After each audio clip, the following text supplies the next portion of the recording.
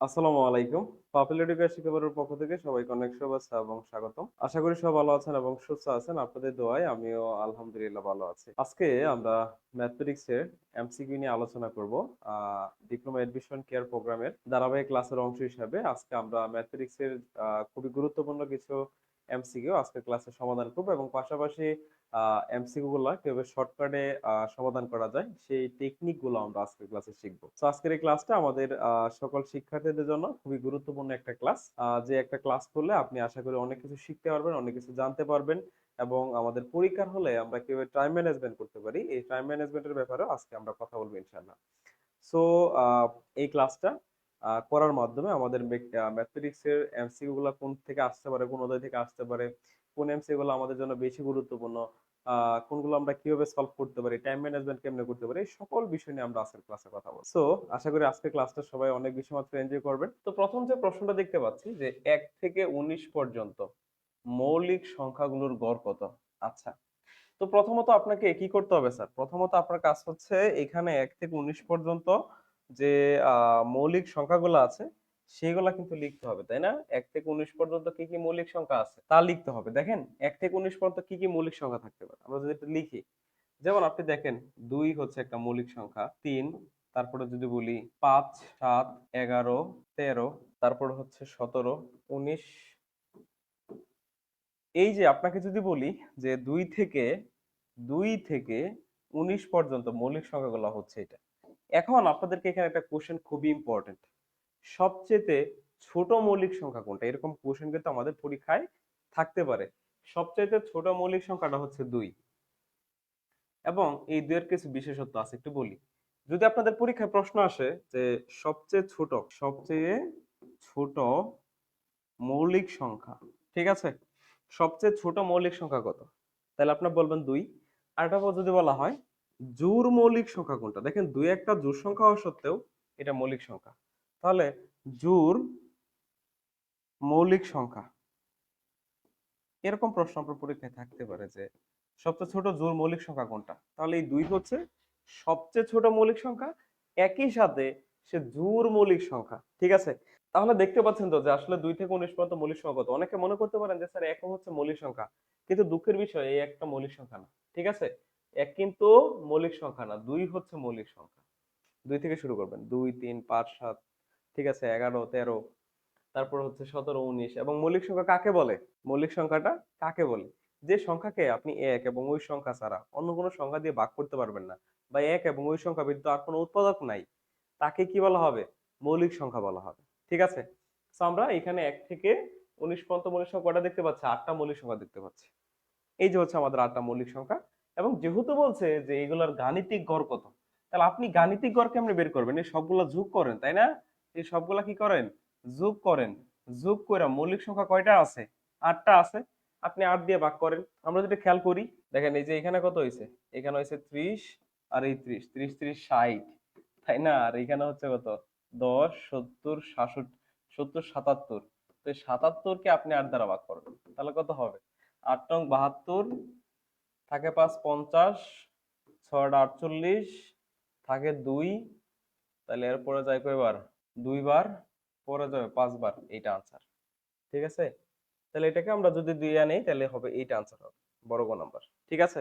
So আশা করি এটা বুঝতে পারছেন আপনারা। আচ্ছা, একটা বৃত্তের ব্যাস এত হইলে তার পরিসীমাটা কত? একটা বৃত্তের ব্যাস যদি এত হয়, একটু বলেন তো স্যার যে একটা বৃত্তের ব্যাস যদি ১২ সেন্টিমিটার হয় তবে এটার পরিসীমাটা কত হবে? একটা বৃত্তের ব্যাস কত স্যার? ১২ সেন্টিমিটার, তাই না? তো এই ১২ সেন্টিমিটার হইলে এটার পরিসীমাটা কত হবে? তো এখানে যে কথা বলতেছিলাম যে একটা বৃত্তের ব্যাস যদি এত হয় তাহলে এটার পরিসীমা কত হবে? অনেকে আনসার দিয়ে ফেলছেন অলরেডি, অনেকে বলছেন ক নাম্বারটা বলছেন, অর্পণ ভাই ক নাম্বার বলতেছেন। সো একটু আমরা দেখি তারপরে যে একটা বৃত্তের ব্যাস দেওয়া আছে।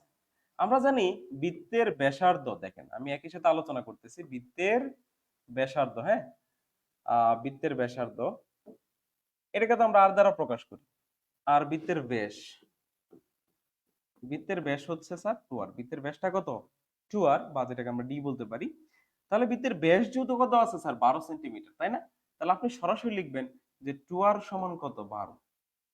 তাহলে আপনি এখান থেকে আর সমান কত পাচ্ছেন স্যার? আর সমান পাচ্ছেন হচ্ছে 6 সেন্টিমিটার।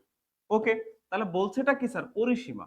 তাহলে পরিসীমা বের করার আপনি কিন্তু কিছু সূত্র জানেন, পরিসীমা বের করার কিছু সূত্র জানেন। সো পরিসীমার বের করার সূত্রটা কি? 2 পাই আর, ঠিক আছে, 2 পাই আর সেন্টিমিটার, 2 পাই আর সেন্টিমিটার, ওকে, 2 পাই আর সেন্টিমিটার। এখন মান বসান। 2 পাই এর একটা মান আছে, এটা সবাই জানেন, 3.1416, আর এর একটা মান আছে কত স্যার? 6। এখন আপনি এটা গুণ করবেন, গুণ করলে যত আসবে সেটাই আপনার আনসার, ঠিক আছে। তাহলে আমরা দেখতে পাচ্ছি যে প্রথমটাই হওয়ার সম্ভাবনাটা সবচেয়ে বেশি। এখানে আমি আপনাদেরকে আরো কিছু কথা বলতে চাই, আরো কিছু কথা একটু শিখাইতে চাই। কারণ হচ্ছে কি জানেন স্যার, একটু খেয়াল করেন আপনারা এই জায়গায়, আপনারা একটু এই জায়গায় খেয়াল করেন। কি খেয়াল করবেন? প্রথমত আপনাদের পরিসীমা যদি বের করতে চান, পরিসীমা পরিসীমা বের করার একটা সূত্র সবাই আমরা জানি, সেটা হচ্ছে 2 পাই আর। যদি ক্ষেত্রফল বলে, ক্ষেত্রফল, এটার একটা সূত্র আছে কি স্যার? পাই আর স্কয়ার। যদি ব্যাসার্ধ দ্বারা এটা বের করতে চান, আর যদি ব্যাস দ্বারা, তাহলে হচ্ছে পাই ডি স্কয়ার বাই 4, ঠিক আছে, পাই ডি স্কয়ার বাই 4, এটা হচ্ছে বর্গ একক লিখতে হবে এই জায়গায়, আর এটা হচ্ছে বর্গ একক, এটা শুধু একক, ঠিক আছে। এগুলো হচ্ছে বৃত্তের ক্ষেত্রে একটু মনে রাখতে পারেন যে পরিসীমা বের করার সূত্র স্যার প্রথমটা, এটা হচ্ছে পরিসীমা বের করার সূত্র। আর নিচে যেটা দেখতে পাচ্ছেন এটা হচ্ছে এরিয়া বা ক্ষেত্রফল বের করার যে সূত্রটা আছে সেটা। একটা লিখে দিছি স্যার ব্যাসার্ধ দিয়ে, আরটা লিখে দিছি ব্যাস দ্বারা। আচ্ছা, আপনারা কেউ গত একটা ক্লাসে বা একদিন একটা গ্রুপে একটা কথা বলেছিলেন স্যার বিভাজ্যতার যে বিষয়টা আছে। আচ্ছা, আমি একটু আমাদের বইয়ের মধ্যে দেখেন যে ম্যাথের মধ্যে বিভাজ্যতা, ঠিক আছে, যে কোন সংখ্যা কত দ্বারা বিভাজ্য, এটা নিয়ে একদিন কথা বলেছিলেন। আমি একটু দেখাই, যদি যাদের কাছে আমাদের বই আছে তারা এটা বের করতে পারেন, আমি এটা একটু বুঝাই দিই আপনাদেরকে। এই সংখ্যা পদ্ধতি থেকে এখান থেকে আপনাদের একটা প্রশ্ন পরীক্ষায় পেতে পারেন। সো চলেন এখন আমরা একটু সেটা নিয়ে কথা বলি, যে আসলে কোন সংখ্যাটা কত দ্বারা বিভাজ্য সেটা আমরা যদি একটু শিখতে চাই। দেখেন, এখানে বিভাজ্যতা মানে কোন একটা সংখ্যা অনেক বড়, হ্যাঁ, ধরেন কোন একটা সংখ্যা এত বড় একটা সংখ্যা, 2, 2, 5, 7, 9, 1, 1, 10, 12, 14, 16। এখন আমি যদি বলি স্যার এই যে এত বড় একটা সংখ্যা, হ্যাঁ, আপনাকে জিজ্ঞেস করলাম যে স্যার এই সংখ্যাটা 2 দ্বারা বিভাজ্য কিনা, বিভাজ্য মানে এটাকে 2 দ্বারা নিঃশেষে ভাগ করা যাবে কিনা, নিঃশেষে বিভাজ্য হবে কিনা, এটা আমি আপনাকে বললাম যে 3 দ্বারা বিভাজ্য কিনা, আমি আপনাকে বললাম 4 দ্বারা বিভাজ্য কিনা। আপনি কি করবেন? এত বড় সংখ্যা ভাগ করা কি পসিবল? এত বড় সংখ্যাটা ভাগ করা কি পসিবল কিনা বলেন? কত বড় সংখ্যা গুণাও তো সম্ভব না, তাই না? সো অনেক বড় একটা সংখ্যা, তো এরকম কোন একটা বড় সংখ্যা সেটা মানে বিভাজ্য কিনা, কোন একটা সংখ্যা দ্বারা ভাগ করা যাবে কিনা, এইটার একটা গোপন ট্রিক, শর্টকাট ট্রিক্স আমরা শিখবো, যেটা আমাদের বইয়ের মধ্যে আছে, ঠিক আছে। সো চলুন একটু জানি, 2 দ্বারা আপনি কাদেরকে ভাগ করতে পারবেন? 2 দ্বারা কাদেরকে আপনি ভাগ করতে পারবেন? 2 দ্বারা আসলে বিভাজ্য হওয়ার নিয়মটা কি? নিয়ম হচ্ছে, যদি খেয়াল করেন সংখ্যা আগে যত বড় থাকুক কোনো সমস্যা নাই, আপনি জাস্ট তার একক স্থানীয় গড়টা দেখবেন, একক স্থানীয় গড়, এককের অঙ্কটা দেখবেন যে এই সংখ্যাটা কি জোড় আছে না বিজোড় আছে, কি আছে, জোড় না বিজোড়। একক স্থানীয় অঙ্ক, একক স্থানীয় অঙ্ক, একক স্থানীয় অঙ্ক যদি জোড় হয়, জোড় হয়, তবে ওটা 2 দ্বারা বিভাজ্য। একক স্থানীয় অঙ্কটা 2 দ্বারা ভাগ করা গেলে সেটা 2 দ্বারা ভাগ করা যাবে, ঠিক আছে। আচ্ছা, তাহলে আমরা 2 দ্বারা ভাগ করার নিয়ম করে মানে পারলাম যে একক স্থানীয় অঙ্কটা কি হইতে হবে, জোড় হইতে হবে। দ্যাট মিন্স একক স্থানীয় গড়ে যদি 0 থাকে, 2 থাকে, 4 থাকে, 6 থাকে, 8 থাকে, হ্যাঁ, তো অবশ্যই সেটা 2 দ্বারা ভাগ করা যাবে। কথা ক্লিয়ার? আচ্ছা, এখন আসেন 4 দ্বারা ভাগ করার নিয়ম। 4 দ্বারা ভাগ করার নিয়ম এটা আমরা সবাই খুব ভালো করে জানি, তাই না? 4 দ্বারা ভাগ করার নিয়মটা আমরা কি স্যার খুব ভালো করেই জানি। আমরা একক আর দশক স্থানীয় যে অঙ্ক দুইটা থাকবে, এই দুইটাকে আমরা কি করব স্যার? এই দুইটা মিলে যে সংখ্যাটা গঠন করবে, সেই সংখ্যাটা যদি 4 দ্বারা ভাগ যায়, তাহলে পুরা সংখ্যাটাই কি স্যার 4 দ্বারা ভাগ যাবে, ঠিক আছে। একক এবং দশক শ্রেণী অঙ্ক মিলে যে সংখ্যাটা গঠন করবে, যেমন এখানে খেয়াল করেন একক এবং দশক এই দুইটা মিলে কত গঠন করছে, 16। তাহলে 16 কে 4 দ্বারা ভাগ যায় না? 16 যেহেতু 4 দ্বারা বিভাজ্য, তার মানে কি পুরো সংখ্যাটাই 4 দ্বারা ভাগ যাবে। এরপর আসেন 3 দ্বারা। 3 দ্বারা ভাগ করার নিয়ম কি? আপনি সবগুলো সংখ্যা কি করবেন, যোগ করবেন, ঠিক আছে।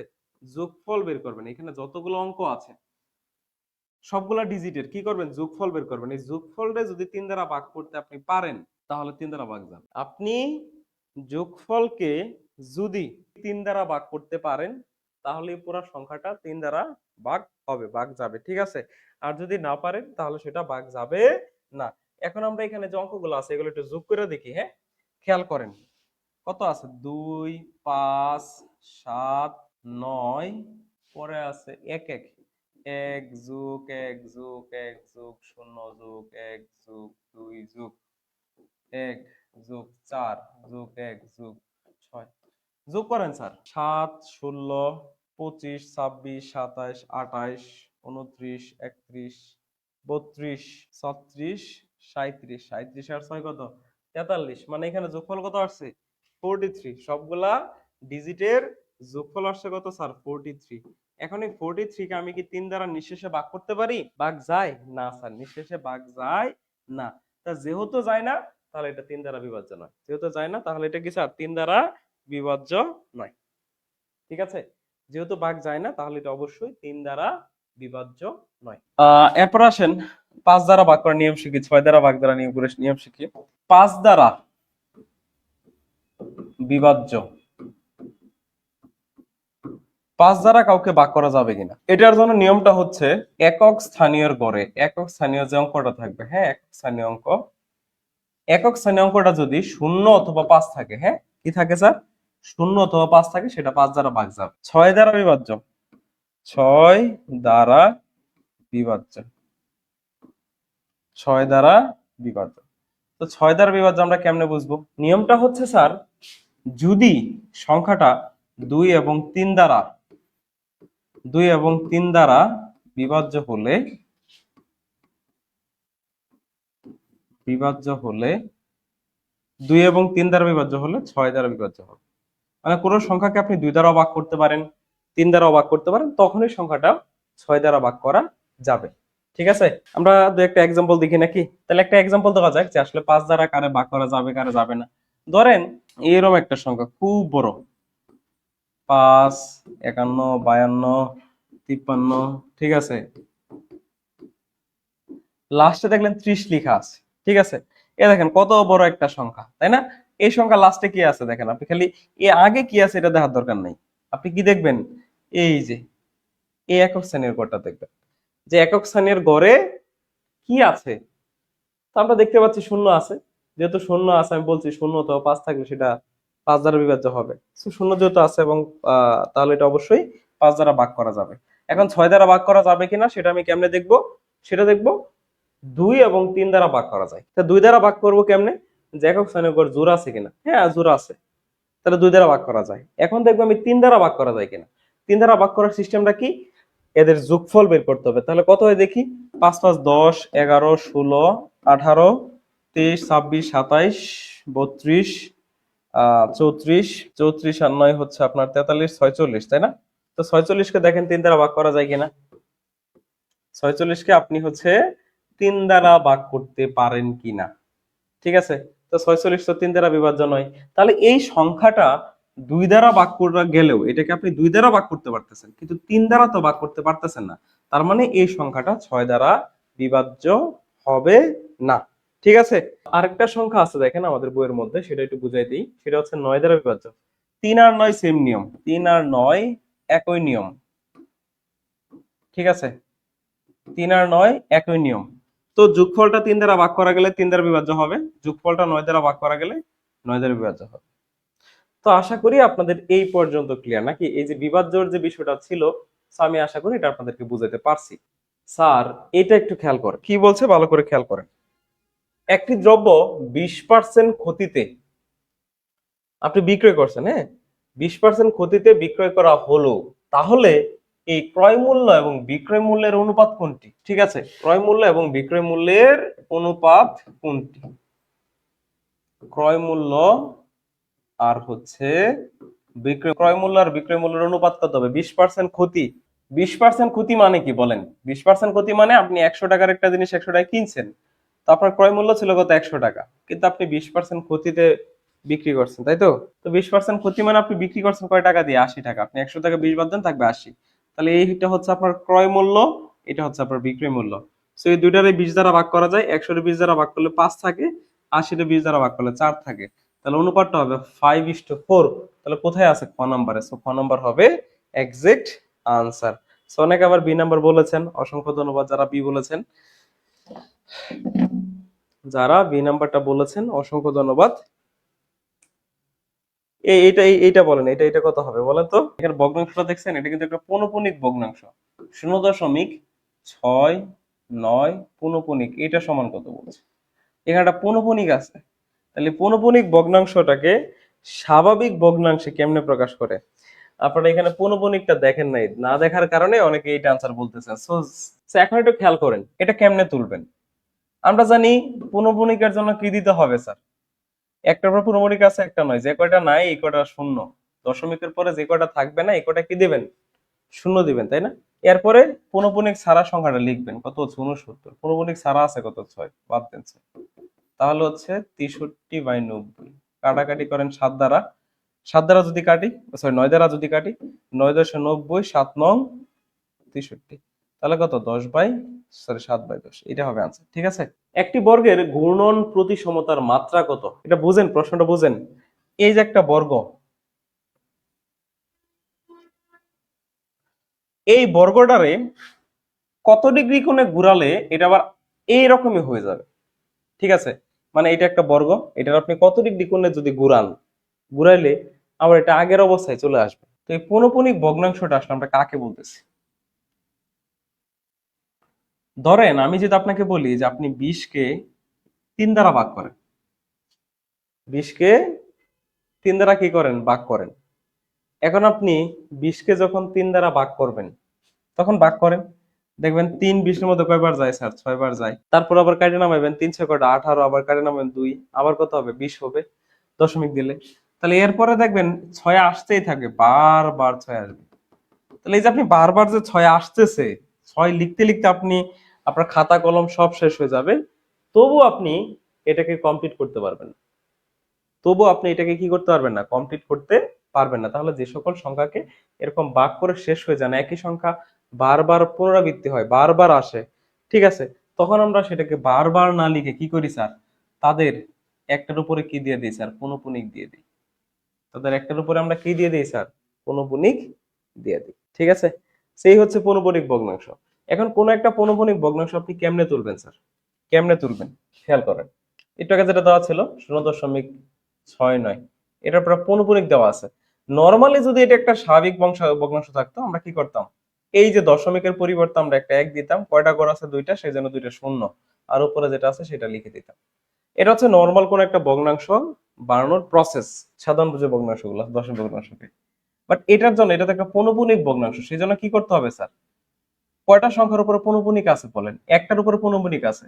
যে কয়টা পৌনঃপুনিক আছে আমরা এই কয়টাই নয় দিব, ঠিক আছে? যে কয়টা পৌনঃপুনিক থাকবে আমরা এই কয়টাই কি করব? পৌনঃপুনিক দিব। যদি এরকম থাকতো আমাদের, দেখেন এখানে একটার উপর পৌনঃপুনিক আছে, তার মানে একটা নয় দিবেন। ছাড়া কয়টা আছে? পৌনঃপুনিক ছাড়া কয়টা আছে দশমিকের পর? একটা। তাহলে যে একটা শূন্য। তারপরে কি করবেন? উপরে যে সংখ্যাটা আছে পৌনঃপুনিক দশমিক ছাড়া যে সংখ্যাটা আছে এটা লিখেন, কত আছে? 69, তাই না? লিখলেন, লিখার পরে লেখা দেখেন পৌনঃপুনিক ছাড়া কত আছে স্যার? 6 আছে। এই 6টা বিয়োগ করে দিবেন। তাহলে বিয়োগ করলে থাকে কত? 69 তে 6 বাদ দেন, 63 থাকে। 63/90 ভাগ করলে দেখবেন 7/10 থাকে, ঠিক আছে? এখন আশা করি বুঝতে পারছেন নাকি? আবার যদি এরকম থাকতো যে 0.639, হ্যাঁ, তো এখানে একটা পৌনঃপুনিক, এখানে একটা পৌনঃপুনিক, তাহলে কিন্তু এখানে পৌনঃপুনিক কয়টার উপর আছে বলেন তো স্যার? 3টার উপরে আছে। মানে ফার্স্টে আছে একটা, লাস্টে আছে একটা, মাঝখানে দেওয়া নাই।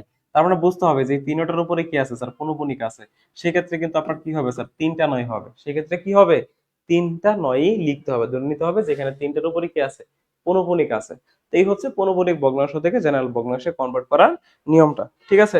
এরপর আসেন, একটা বর্গের গুণন প্রতিসমতার মাত্রা, এটা হবে 90 ডিগ্রি। কেন স্যার? কারণ আপনি যদি এই বর্গটাকে 90 ডিগ্রি কোণে ঘুরান, হ্যাঁ, এটাকে যদি 90 ডিগ্রি কোণে কি করেন? ঘুরান, সে আগের অবস্থায় ফিরে আপনি পাবেন, ঠিক আছে? সেই জন্য একটা বর্গের গুণন প্রতিসমতার মাত্রা হবে 90 ডিগ্রি। এরপরে এটা চাইনা করাইছি, এটা অনেকবারই করাইছি। জাস্ট এখানে ওয়াই এর ভ্যালুটা কত বসাবেন? এই ওয়াই এর ভ্যালুটা বসাবেন -1। ঠিক আছে, এই যে -1 বসাবেন, ওয়াই এর ভ্যালুটা -1 কত হচ্ছে স্যার -1। এই যে দেখেন এখানে কত দেওয়া আছে, -1 দেওয়া আছে, তাহলে ওয়াই এর মান এই যে এখানে কি দেওয়া আছে, ওয়াই দেওয়া আছে, এটা হচ্ছে এই চলকের ভ্যালুটা বসাতে হবে।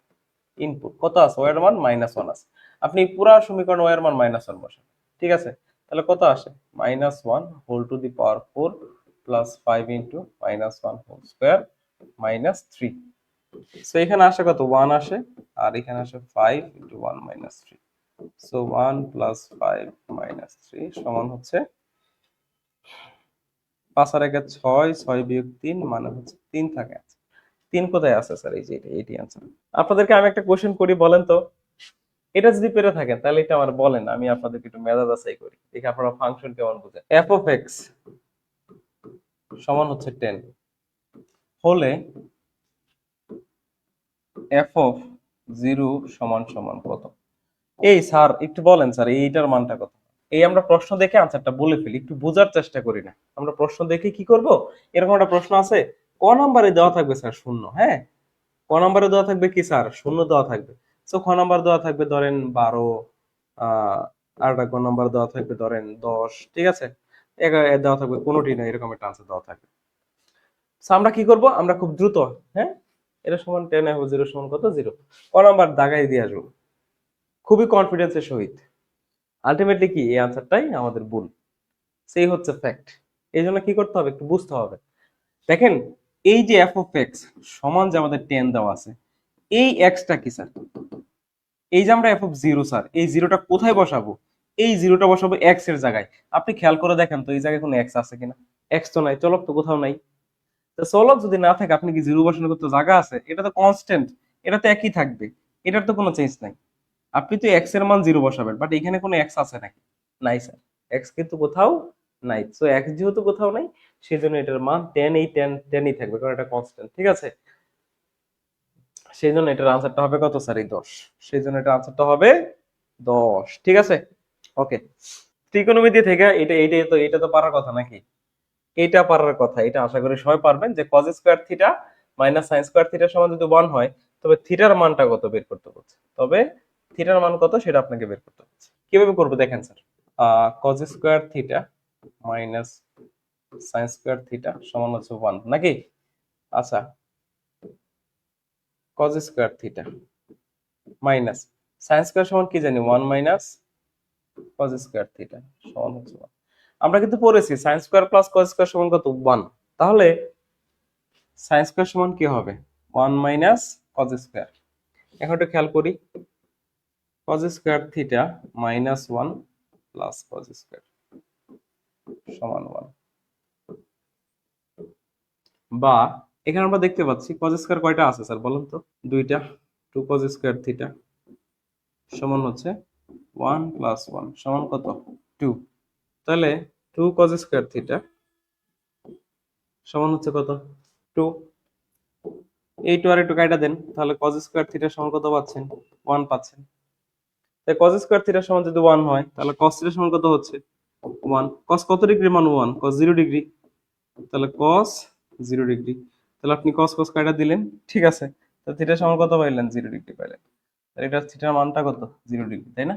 আচ্ছা, এরপরে যাই, এটা তো একদম সোজা, এটা পারবো, এইটা সমান এটা হলে এটা মান কত পারবো, এটা পারবো। ও তালিকাবদ্ধ এটা দেখাই দিই, কি বলছে স্যার, এখানে বলা হয়েছে যে ডি একটা set y such that y belongs to n, y টা হচ্ছে n এর অন্তর্ভুক্ত।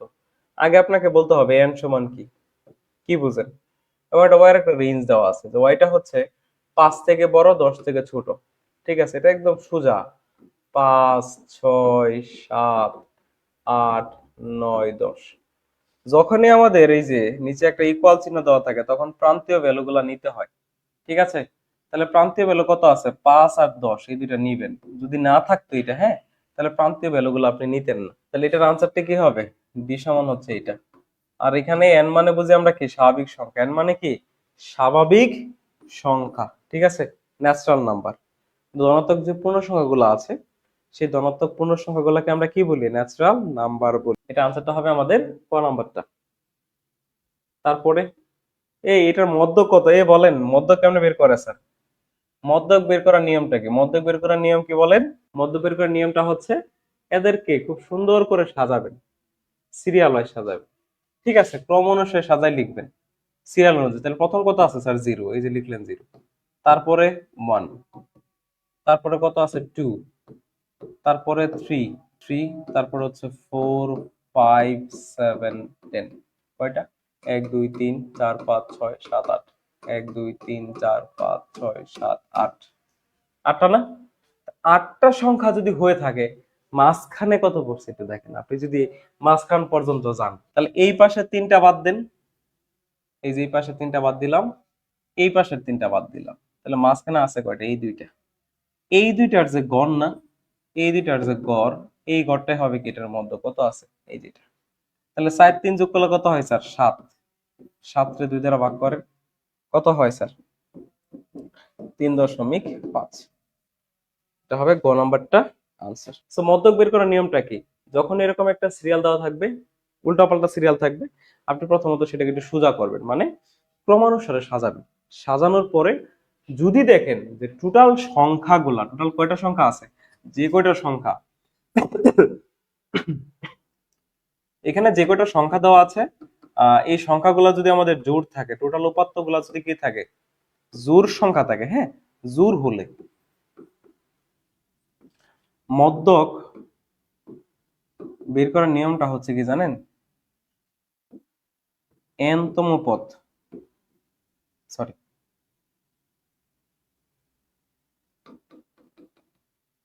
যে n/2-তম পদ, 2তম পদ প্লাস n/2 প্লাস 1তম পদ, এই দুইটা পদের যে যোগফল আসে তাকে আমরা 2 দ্বারা ভাগ করলে কি পাওয়া যায়? মধ্যক পাওয়া যায়। তাহলে দেখেন এখানে পদ আছে কয়টা? টোটাল 8টা। কয়টা আছে? 8টা। তাহলে n/2, তাহলে কত হয়? 4। 4 নাম্বার পদ কোনটা আছে? 1 2 3 4, এই 4 নাম্বার পদ আছে 3। ঠিক আছে। আর n/2 প্লাস 1 মানে কত? 4 আর 1 5, তার মানে 5তম পদ। ঠিক আছে। তাহলে এখানে আমাদের 4 নাম্বার পদ হচ্ছে 3 আর 5 নাম্বার পদ হচ্ছে 4, এই কারণে আমাদের আনসার এটা আসে। ঠিক আছে। বাট যদি বিজোড় হইতো স্যার, বাট যদি কি হইতো স্যার? বিজোড়। বিজোড় হইলে একটা হইতো। বিজোড় হইলে কি হইতো? একটা। বিজোড় হইলে মধ্যক বের করার সূত্র হচ্ছে স্যার, যদি বিজোড় হয় সেক্ষেত্রে আমাদের মধ্যক বের করার সূত্র হচ্ছে n+1/2 তম পদ সরাসরি। ঠিক আছে। n+1 divide by 2। ধরেন পদ সংখ্যা আমাদের 9টা আছে, তাহলে 9 এর সাথে 1 যোগ করেন, কত হলো? 10। 10 2 দিয়ে ভাগ করলে তাহলে 5, তাহলে 5 নম্বর পদটা হইতো আমাদের মধ্যক। ঠিক আছে। লগের পূর্ণক কত স্যার? 3। এই যেটা আগে করাইছিলাম, তাই না? এ বলেন x চলকের জন্য এই সমীকরণের ধ্রুবক পদের মান কত? বলেন। লগের পূর্ণক বের করতে হবে, হ্যাঁ। সো এটা একটা বৈজ্ঞানিক রূপ আছে, এই যে দশমিক সংখ্যাগুলো, এগুলো লেখার বৈজ্ঞানিক একটা রূপ আছে। ঠিক আছে। তো এই বৈজ্ঞানিক রূপটা আসলে কেমনে লিখতে হয়? আপনি দশমিকটা এখানে কোথায় আছে? এই জায়গায় দেখেন তো, আগে কি আছে? শূন্য, মানে কোনো পূর্ণ সংখ্যা নাই। আপনি সামনে কি আনবেন? পূর্ণ সংখ্যা। একটা পূর্ণ সংখ্যা আনতে গেলে 10 এর উপরে যে পাওয়ারটা হয় সেটি হচ্ছে তার লগের পূর্ণ। ঠিক আছে। মানে সিম্পলি বলি, এটাকে আসলে লগের পূর্ণক আপনি কেন বলতেছেন? আপনি যদি একটা 10 ভিত্তিক লগ এখানে বানাইতে চান, তাহলে দেখেন না এখানে যে পাওয়ারটা হয়। ঠিক আছে। তো সেম ভাবে এখানে দেখেন, আপনি দশমিকটা এই জায়গায় আছে, আপনি দশমিকটা এই জায়গা থেকে ট্রান্সফার করে এই জায়গায় নিয়ে যান, তাহলে কিন্তু এই পূর্ণ সংখ্যাটা সামনে চলে আসে। তাহলে আপনি যখন দশমিকটা এই 3 ঘর পিছনে নিবেন, 3 ঘর কি নিয়েছেন? পিছনে নিয়েছেন, তখন কিন্তু এখানে আপনার tan ইনভার্স কত হবে? 3 হবে। দশমিকটা আমি কি করছি স্যার? কয় ঘর পিছে নিছি? দেখেন 1 2 3, 3 ঘর পিছে নিছি না? তাহলে tan এর উপর পাওয়ার আমার কত হবে? -3। বুঝতে পারছেন? tan এর উপর পাওয়ার কত হবে স্যার? -3 হবে। তাহলে তখন আমি এটাকে চাইলে এভাবে লিখতে পারবো 4.3 ইনটু tan ইনভার্স। এই দেখেন, তাহলে এটাকে একটা কি করছেন? সামনে একটা পূর্ণ সংখ্যা দিয়ে এটাকে এরকম একটা বৈজ্ঞানিক উপায়ে লিখছেন। সো বৈজ্ঞানিক উপায়ে যখন আপনি লিখছেন, তখন দেখেন তো এই 10 এর উপরে পাওয়ারটা কত আছে? -3। তাহলে এটা হচ্ছে লগের পূর্ণক। আর যেহেতু ঋণাত্মক, সেজন্য ঋণাত্মক আমরা এই যে প্রকাশ করছি।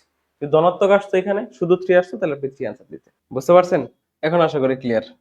এটা একদম সোজা। 3 4 12, 12 থেকে 10 বাদ দেন। এখানে যদি এই টুটা না হয়, এটা এরকম থাকে আর কি, হ্যাঁ। ডাকটা এরকম হয় 4 × 3 - 5 × 2 প্লাস a সমান 0। যদি এরকম ডাক হয়ে থাকে, তাহলে দেখেন এখানে হচ্ছে 5 পাবেন 12, এখানে পাবেন 10 প্লাস a সমান 0। তাহলে এখানে থাকে 2 প্লাস a সমান 0। তাহলে এর সমান কত আসে -2। তাহলে আনসারটা হবে এই যে এটা ক নাম্বার। ঠিক আছে, তাহলে আনসারটা কি হবে, ক নাম্বার হবে। আহ সমীকরণের এক্সটাকে কি বলা হয়, এটা যদি না পারেন তো কেমনে হবে। এই এক্সটা কি বলে, আমরা চলক বলি, তাই না? এক্সটাকে আমরা কি বলি, চলক। আর এটা হচ্ছে কি স্যার, ধ্রুবক, তাই না? এটা করে দিতে হবে স্যার, বলেন তো এটার মান কত হবে। একদম সোজা, একটু করে দিই। cos x minus cot square সমান কত, 1। তাহলে 1/sin²θ, 1/sin²θ। আর 1/sin² মানেই হচ্ছে কি cosec²θ, সমান হচ্ছে cosec θ। এটা আগের একটা ক্লাসে করাইছিলাম, এটা আগের একটা ক্লাসে আমরা করেছিলাম, তাই না? এটা খালি থিটা কোণের ট্যানজেন্টের মান, থিটা কোণের ট্যানজেন্টের মান যদি √3 হয়, দেখেন কি বলছে, থিটা কোণের, তার মানে tan থিটা সমান কত, √3। tan থিটা সমান কত স্যার, √3। তো tan থিটা সমান যদি √3 হয়ে থাকে আমাদের, tan থিটা সমান যদি √3 হয়ে থাকে, তাহলে এইটুকুর ভ্যালু কত, এইটুকুর ভ্যালু কত। দেখেন আমার এই জায়গায় একটা tan আছে, এই জায়গায় একটা tan আছে, তাহলে আপনি tanটা কিন্তু কমন নিতে পারেন। তাহলে আপনি এখান থেকে যদি tanটা কমন নেন, তাহলে আপনার এখানে থাকবে কি, cosec² θ -1। এখন বলেন স্যার, cosec² θ -1 সমান কত, -cot² θ সমান হচ্ছে 1। পড়ছেন তো নাকি? আচ্ছা, তাহলে cosec² -cot² সমান 1। সো এখান থেকে আপনি লিখতে পারেন cosec² θ -1 সমান হচ্ছে cot² θ। এই যে এটা সমান কি লেখা যায়, cot² θ লেখা যায়। এখন tan θ ইনটু cot সমান কি জানি আমরা, 1/10। তাহলে 1/tan² θ। এটা কাটা দেন, নিচে কি থাকে, একটা tan থাকে। ঠিক আছে, তাহলে এখানে আমরা tan এর মান কত আছে স্যার, 1/√3 হবে, 1/√3 হবে। ঠিক আছে, এই যে tan কমন নিলেন, তাহলে হবে cosec² -1, এটা সমান হচ্ছে কি cot²। তাহলে cot সমান কি জানি 1/10, তাহলে tan কেটে দিয়ে নিচে একটা tan থাকে, আর tan এর মানটা কত, √3, তাহলে 1/√3 হবে। ঠিক আছে, আশা করি এটা পারবেন। আচ্ছা এইটা একটু করাই দিই আপনাদেরকে, দেখেন এটা শেষ করে দিই। এটা একদম সোজা, এইটুকুর মান দেওয়া আছে না, দেখেন এটা কেমনে করবেন, এটা পারার কথা অনেকে। cos² θ -sin² θ সমান হচ্ছে 5/6। আচ্ছা, এটার উল্টাই দিবেন, হ্যাঁ এটার কি করবেন, উল্টাই দিবেন। সো উল্টাই দিলে কি হবে, এটা নিচে যে এক আছে, এই একটা যাবে উপরে আর এটা যাবে নিচে, তার মানে cos² θ -sin² θ সমান হচ্ছে 6/5, 6/5। ঠিক আছে, 6/5। এখন আপনি কি করবেন, এই যে নিচের যেটা আছে না, এটার বিপরীত চিহ্ন দ্বারা উপরে আর নিচে কি করবেন, গুণ করবেন, উপরে আর নিচে গুণ করবেন। তাহলে cos² θ -sin² θ বিপরীত চিহ্ন দ্বারা গুণ করতেছে, তাহলে এখানে মাইনাস আছে সেজন্য আমরা প্লাস এটা দ্বারা গুণ করতেছি। ঠিক আছে, cos² θ প্লাস sin² θ। ঠিক আছে, যে বিপরীত চিহ্ন দ্বারা কি করতেছে স্যার, গুণ করতেছি, cos² θ প্লাস sin² θ। ওকে, দেখছেন উপর আর নিচে কি করলাম, বিপরীত চিহ্ন বিশিষ্ট এটা দ্বারা গুণ করলাম, আর সমান কত, 6/5। এই যে উল্টাই দিচ্ছি, দেখি আগে ছিল 5/6, এর উল্টানোর কারণে 6 নিচে 5 উপরে। হ্যাঁ, এর একটা সূত্র পড়ে, a² - b²। সূত্র ফলালে কি হবে, সূত্র ফলালে হবে আমাদের a² মানে হচ্ছে cos² θ এর উপর আরেকটা স্কয়ার নাকি, -b², b কত স্যার, sin, তাহলে sin² θ আর এটা হোল স্কয়ার, আর উপরে cos² + sin² সমান কত, 1, সমান হচ্ছে 6/5। ওকে, 6/5। এখন পরে দেখেন তাহলে কি থাকে, এখন পরে থাকতেছে আমাদের 1/cos⁴ θ -sin⁴ θ সমান কত, 6/5, তাই না, 6/5।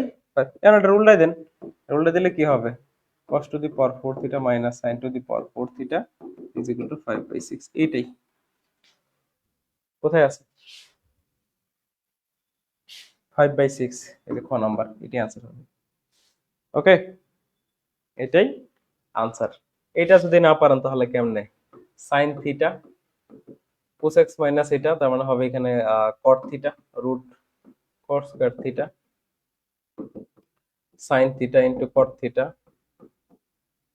so sin θ into cot মানে হচ্ছে cos/sin, এটা কাটা দেন, তাই হচ্ছে cos θ। ঠিক আছে, cos থিটা কোথায় আছে, এটাই অ্যান্সার।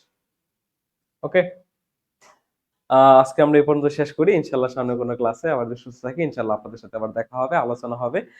আমরা নতুন একটা ক্লাস করব ইনশাআল্লাহ, এবং যেখানে আমরা আবার এই ম্যাথমেটিক্স এর বা ফিজিক্স এর অথবা কেমিস্ট্রির কোনো একটা টপিক নিয়ে আপনাদের সাথে হাজির হব। তো সে পর্যন্ত সব ভালো থাকবেন, সুস্থ থাকবেন। আজকের মতো এখানে বিদায়। আল্লাহ হাফেজ।